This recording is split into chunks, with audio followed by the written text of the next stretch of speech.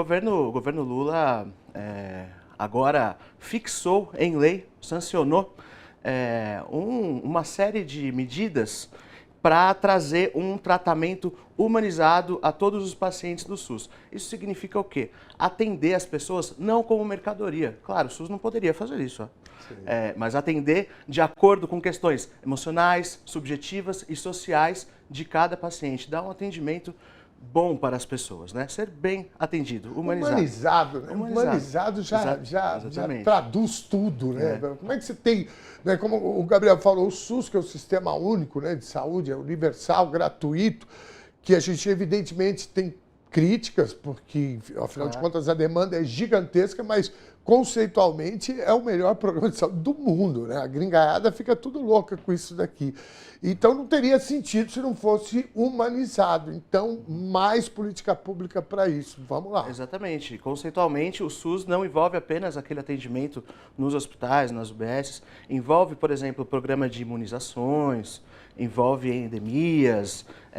Então, é toda uma estrutura, tá, de atendimento à saúde pública. E assim, Dom, essa política de humanização do atendimento do SUS já é algo que o governo Lula já adota desde o primeiro mandato, desde o Lula 1, em 2003. Mas é importante trazer isso para a lei. Por quê, Dom? Porque existe política de Estado e política de governo. A política de governo, amanhã a gente pode ter um outro presidente e pode reverter essas boas práticas. Ou pior, né? O cara querer, não é nem reverter, o cara acabar com tudo, meter fogo em tudo. Exatamente. Eu lembro de um ministro do governo passado que a função dele era destruir o SUS. E um outro que chegou, e esse daí saiu usando o colete do SUS, né? Porque aí ele entendeu o que era o Mandetta. Estou falando do Henrique Mandetta. Né? Que assim que o ex-presidente descobriu que ele era um pouquinho mais humano do que ele, e depois o general, o Pazuello, cara, né? Que não sabia o que era o SUS.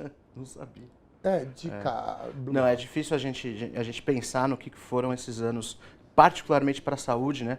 Acho que foi a maior tragédia, uma das maiores tragédias do governo passado. Realmente foi essa marca, essa chaga na nossa história em relação à saúde, né, Dom? Sim.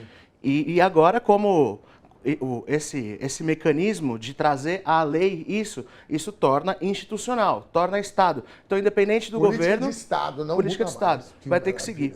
Então, essa é uma das grandes importâncias de trazer, de fixar essas conquistas através da lei. Então, é um instrumento muito interessante.